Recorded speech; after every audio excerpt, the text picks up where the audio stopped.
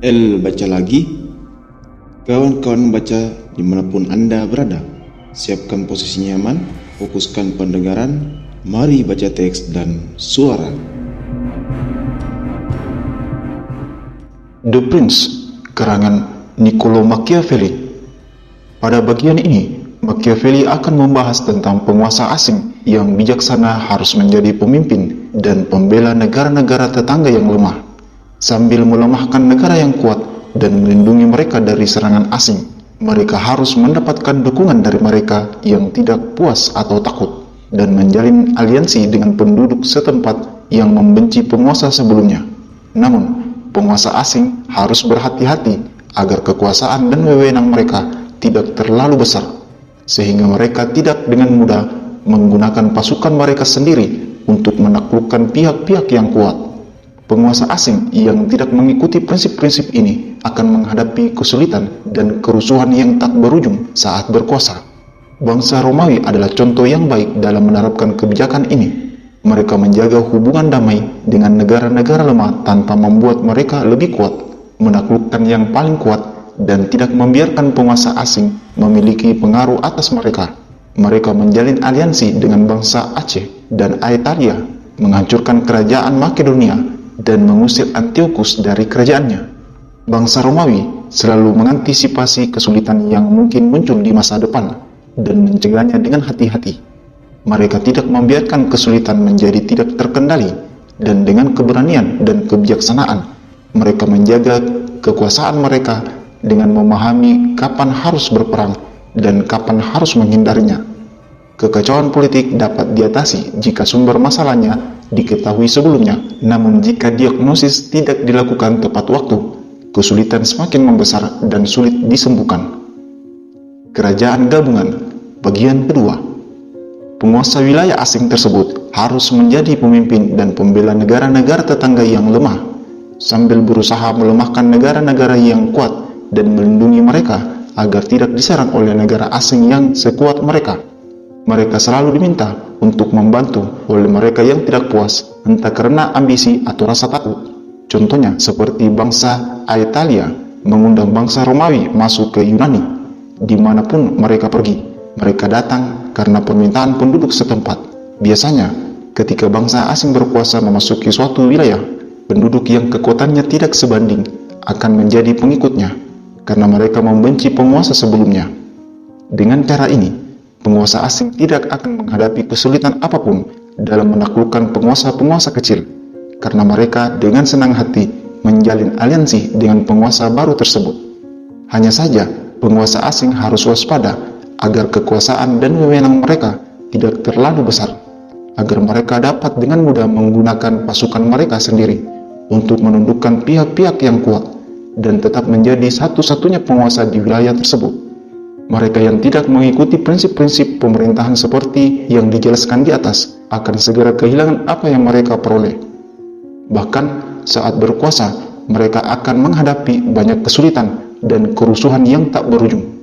Di wilayah yang dikuasai oleh mereka, bangsa Romawi selalu menerapkan kebijakan ini. Mereka mendirikan koloni-koloni, menjaga hubungan damai dengan negara-negara yang lebih lemah, tanpa membuat mereka menjadi lebih kuat, menaklukkan yang paling kuat, dan tidak membiarkan penguasa asing memiliki pengaruh atas mereka.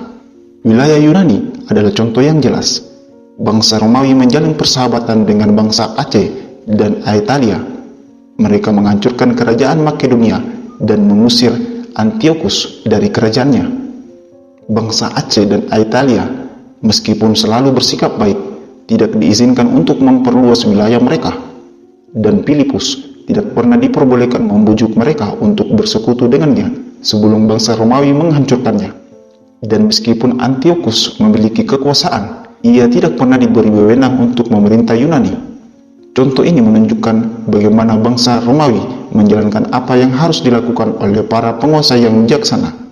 Tidak hanya menghadapi kesulitan yang ada saat ini, tetapi juga mengantisipasi kesulitan yang mungkin muncul di masa depan dan mencegahnya dengan hati-hati. Jika kesulitan dapat diduga sebelumnya, itu dapat diatasi dengan mudah. Tetapi jika kita menunggu hingga kesulitan itu muncul, tidak ada obat yang bisa menyembuhkan penyakit yang sudah tidak bisa ditolong lagi. Seperti kata para dokter, jika penyakit baru muncul, itu mudah disembuhkan, tetapi sulit didiagnosis seiring berjalannya waktu. Jika tidak ada diagnosis dan perawatan yang dilakukan sejak awal, penyakit akan mudah didiagnosis tetapi sulit disembuhkan. Hal yang sama berlaku dalam politik. Kekacauan politik dapat dicegah, diatasi jika kita mengetahui sumber masalahnya. Tetapi, jika diagnosis tidak dilakukan, kesulitan semakin membesar hingga diketahui oleh semua orang, maka akan terlambat untuk menyembuhkannya. Demikianlah bangsa Romawi memiliki pemahaman kapan kesulitan akan muncul dan selalu mengambil langkah-langkah untuk mencegahnya. Mereka tidak pernah membiarkan kesulitan menjadi tidak terkendali, karena mereka menyadari bahwa perang tidak dapat dihindarkan lagi. Perang hanya dapat ditunda demi keuntungan pihak lain. Oleh karena itu, mereka membuat keputusan untuk menyatakan perang kepada Filipus dan Antiochus di Yunani, sehingga mereka tidak perlu berperang di Italia. Pada saat itu, mereka bisa menghindari perang tersebut, tetapi mereka tidak memilih untuk melakukannya. Bangsa Romawi tampaknya tidak mudah tergoda oleh dorongan yang sering kita dengar dari orang-orang bijaksana zaman sekarang, yaitu untuk menikmati masa sekarang. Sebaliknya, mereka mengandalkan keberanian dan kebijaksanaan. Setiap masa selalu membawa masalah dan bisa membawa kebaikan dan kejahatan. Mari kita kembali membahas tentang Prancis dan lihat apakah negara tersebut menggunakan kebijaksanaan yang saya jelaskan sebelumnya. Kali ini kita akan membicarakan tentang Louis, bukan Charles, karena karir Louis dapat dipelajari dengan lebih teliti karena ia tinggal lebih lama di Italia.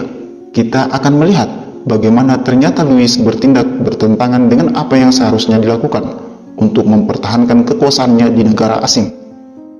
Raja Louis diundang ke Italia oleh ambisi orang-orang Venesia yang ingin menguasai separuh wilayah Lombardi melalui kehadirannya. Saya tidak akan menyalahkan tindakan Raja Louis. Dia ingin berkuasa di Italia, tetapi dia tidak memiliki sekutu di sana. Sebaliknya, karena tindakan Raja Charles, semua pintu tertutup baginya dan dia terpaksa menjalin persahabatan dimanapun dia bisa.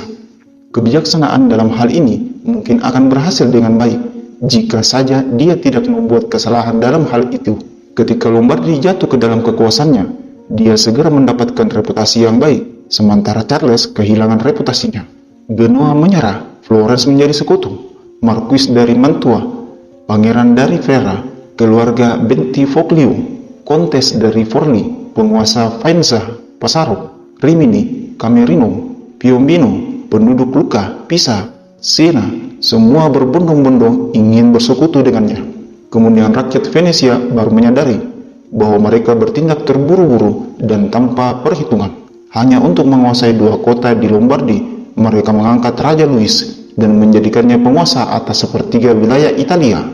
Bayangkan betapa mudahnya bagi raja untuk mempertahankan posisinya di Italia jika dia mengikuti aturan yang saya jelaskan sebelumnya dan menjaga sekutu-sekutunya tetap aman dan dilindungi. Ada banyak sekutu yang lemah dan takut, beberapa dari gereja dan lainnya dari Venesia.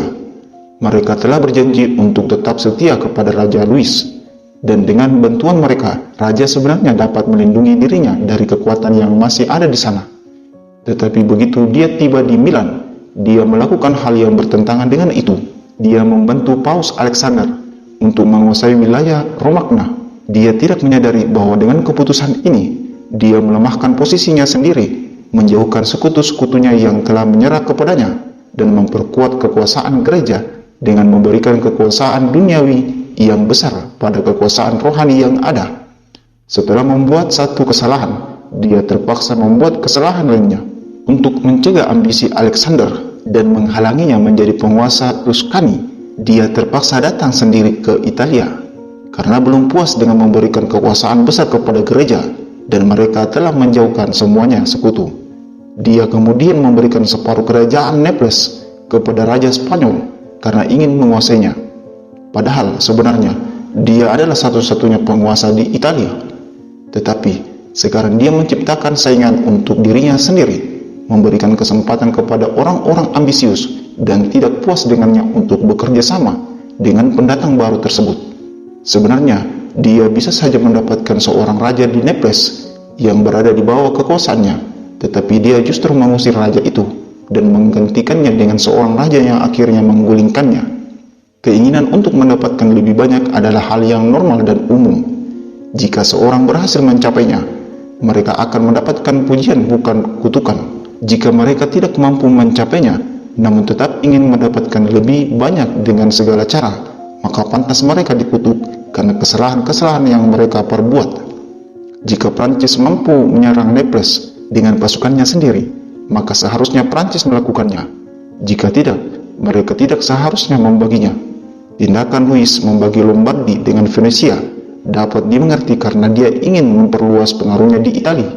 Namun tindakan kedua yang membagi Naples seharusnya dikutuk karena sebenarnya tidak perlu dilakukan. Karenanya, Louis melakukan 5 kesalahan.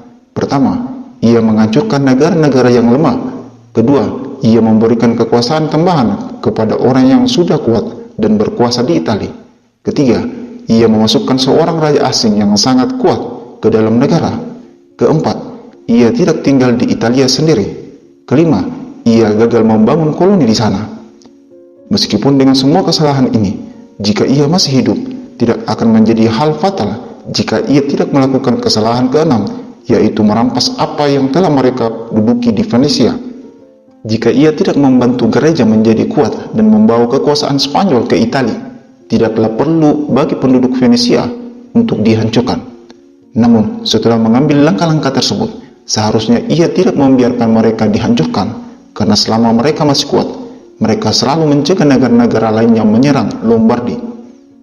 Penduduk Venesia pasti akan menentang hal ini jika ia tidak memberi mereka kesempatan untuk menguasai Lombardi, dan negara lain tidak akan ingin merebut Lombardi dari tangan Prancis dan menyerahkannya kepada pendudukan Venesia. Mereka juga tidak berani memisahkan diri baik dari Prancis maupun dari Venesia. Jika ada yang mengatakan bahwa Raja Louis menyerahkan Romagna kepada Paus Alexander dan kerajaan Naples kepada Spanyol untuk menghindari perang, saya akan menjawab dengan argumen yang telah disampaikan sebelumnya, bahwa tidak ada yang membiarkan rencana gagal untuk menghindari perang. Namun, perang tidak bisa dihindari, hanya ditunda demi keuntungan pihak lain. Dan jika ada yang mengutip janji setia raja kepada Paus dan janji raja untuk melaksanakan usaha tersebut sebagai balasan atas tindakan dibatalkannya perkawinan dan topi kardinal yang diberikan untuk kota Rouen, jawabannya akan dijelaskan dalam bagian yang membahas kesetiaan para raja dan cara mereka harus menepati janji.